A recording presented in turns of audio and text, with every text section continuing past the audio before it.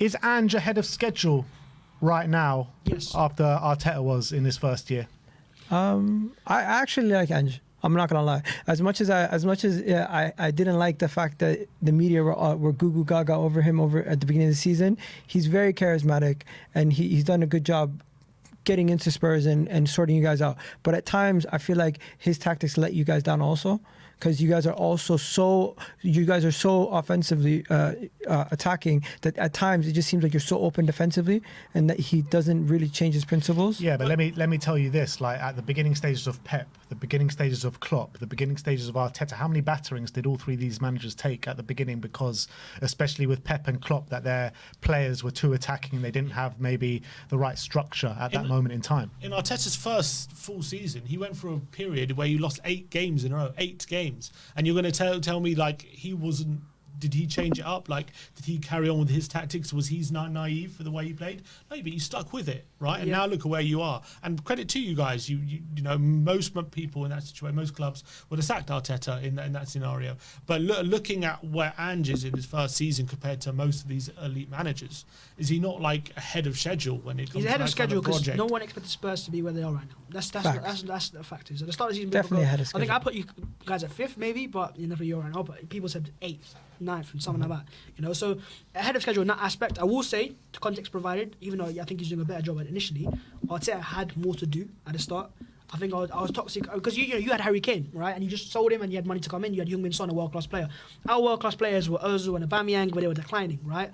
And Lacazette wasn't as good either. So similar ages to Kane and Son. They were, but you were also coming off a Spurs side that had just got Champions League football the year before. So you could prove you can get the Champions League. Mikel Arteta coming to an Arsenal side that hadn't gone to the Champions League. That finished 5th and got to Europa League final the season before. That's the side Arteta. Yeah, but we hadn't gotten the Champions League since 2017. Right, but you finished 5th and got to the Champions League and got to the Europa League final. That's the team. It was a good side, but it was more a pragmatic side. We have to change more as well. How many players has Ange brought in? Ange just brought in... What we played, 6 or 7 players. He's had players that you're not really looking to sell straight away. Son's not going anywhere. Yeah, but you got to look at it, right? This is a team, a hybrid of a Conte, Mourinho, and Nuno team, and Pochettino. 4 different managers put a mismatch of a squad together. Didn't know what style they were. Pretty much. No, he's done a very Losing good Harry job. Kane, the best player that we've ever had, Yeah. and a new manager, new style, new everything. The club was in a mess. We finished 8th in the table the year before. I understand that, but let me ask you this. What was your expectations going into this season? This season, I mean, a lot of Spurs fans have said if we would have got Europa League, it would have been a great season. So then based on that, you're ahead of schedule, based on your own expectations to start the season. But from looking at your football this season, I think that transformation, that is the best thing that you guys have done. Defensively, you still have a lot of work. I don't think you're ready to be a Champions League side yet. You need a lot of work in the summer. We're like already at the stage where you were in Arteta's like 3rd season. No, but the mistake you guys are making is you're judging yourselves to what we were, and you're not judging yourselves to what you can get to eventually. You're looking at what we were at the beginning stages.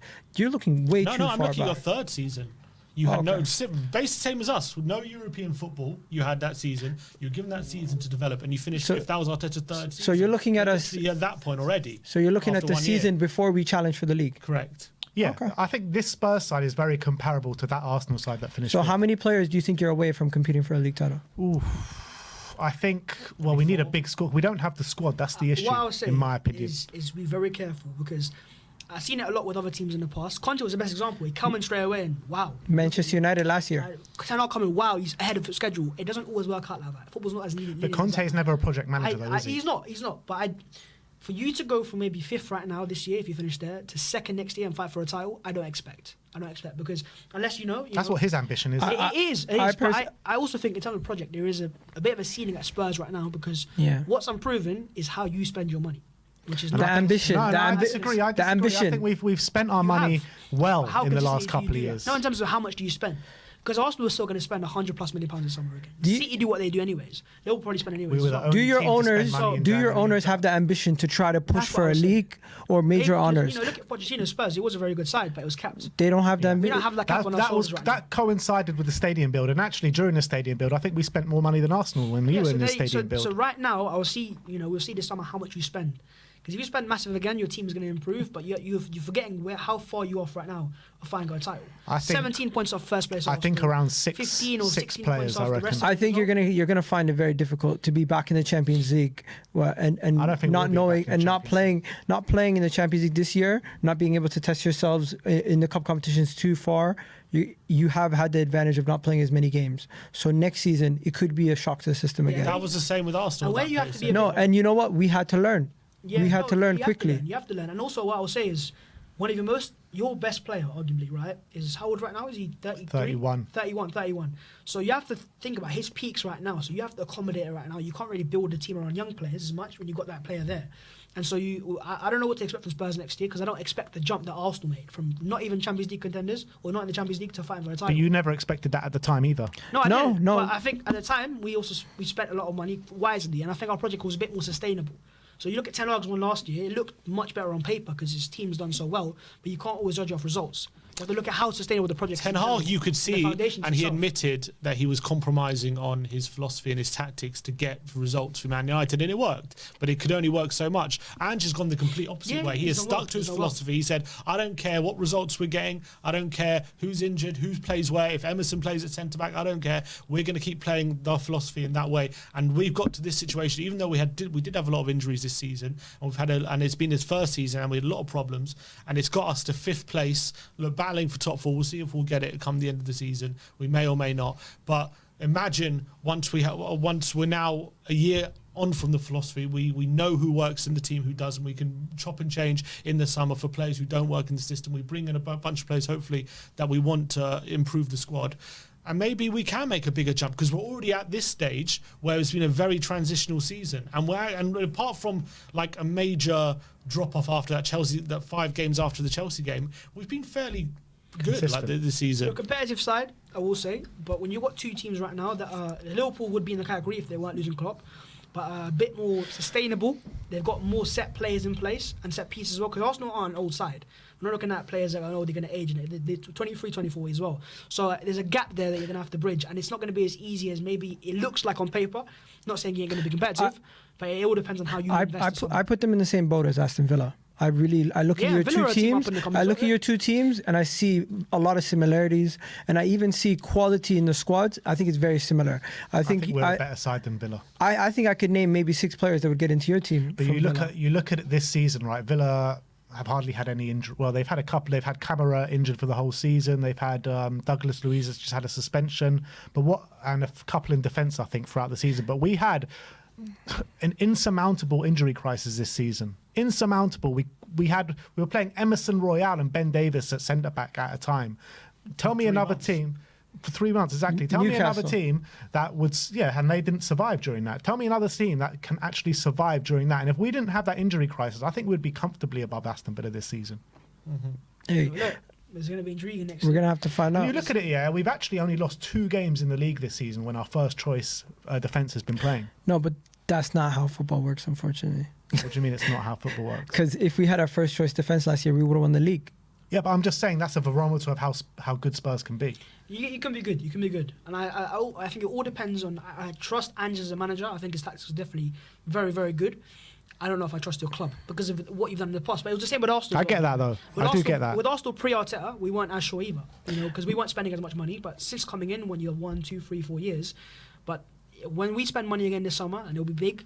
It'll be hard to bridge that gap. When's FFP catching up with you lot? That's what I want to know. We're at the end of our 3-year cycle, so next year we haven't. And also, look, we've got players that we don't have to worry about that. Well now, really? Yeah. I think the benefit of so you being can a team, spend anything this month. No, because we're going to be selling academy players also, so we're not going to have to worry too much. The likes of Balogun and Willock over the past few years, but also the benefit is that when you're a good team, when you're selling your squad players, they go higher value. You see Liverpool every year. So now Smith Rowe and Nketiah and Cole, despite not being starters, will go Reece for higher Nelson, than if they were. I don't even know if you're going to be able to get rid of Nketiah. He's Crystal Palace won him for Crystal Palace £100,000 a week. Crystal Palace wants him for like 25 mil. Yeah, they might want him, but they're not going to be paying $100,000 a week for him. I think they might. The wages are changing now. Teams are paying some obscene wages. How much are they paying Mateta? You never know. If Anthony's earning $200,000 a week, I think Eddie earns at least 100. How much are Crystal Palace? Mateta's on 2.5 million, 2.6 million. Mateta won't be on the same. He won't be on the same. But if you look at any big Palace signing, what is that? Plus 20 mil, they pay high enough. He's on. I don't know how much a month that is. That's probably like 50 grand a week. I don't know what 12 million is divided by. 50 grand a week. Yeah. Oh, okay. So it's half of that. Interesting.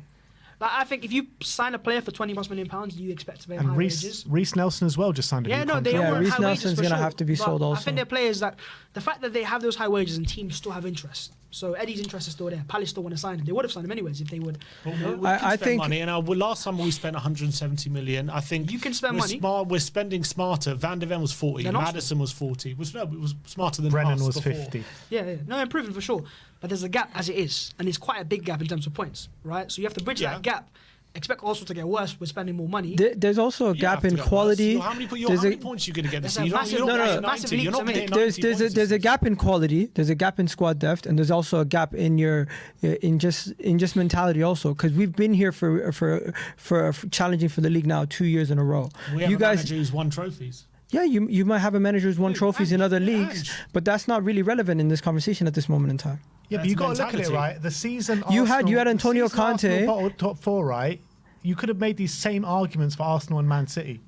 The exact same No, arguments. of course you can. But I'm saying it's not a one-off season. As in, it's not a one-season process. Yeah, if you're gonna we've bridge improved that every gap, year. It won't be a one-year thing. Next year, you won't. It won't be just. No, I next think to we can us. get a It'll lot be closer to 2-year you next process. season. Yeah, of course you can. Because Are we talking 4 points, 2 points? Because I still see us being at the top of the table competing for the league, and I still see you guys challenging for top 4 next season. I think we'll be solidified in the top four Okay, next for season. you to Top three, I compete, think top if you three if we'll you go want to for. say you're going to compete with Arsenal next year, you have to say right now you compete for a title. That's what I mean. Because we're not going to be fighting for top 4 next year. Yeah, facts. When it I'm comes not to saying that we're going to finish above Arsenal next season, but I'm saying we're going to be a lot closer to you Yeah, than we are probably this maybe season. it might a go lot from closer. 17 to like 10. No, I think less. So you're going to fight for title. Not necessarily. We'll be within. I think we'll be within 7 points of you So you're next fighting for a season. title. In We'll- 10 points, yeah. I don't think that's fine. Yeah, so that means you're fighting for a title. If you're Just with 10 points of the depends. leaders, baby, that's fighting for a title. Depends. Maybe that's what Ange says he wants. Well, that's his aim next We'll see. season. That's his aim.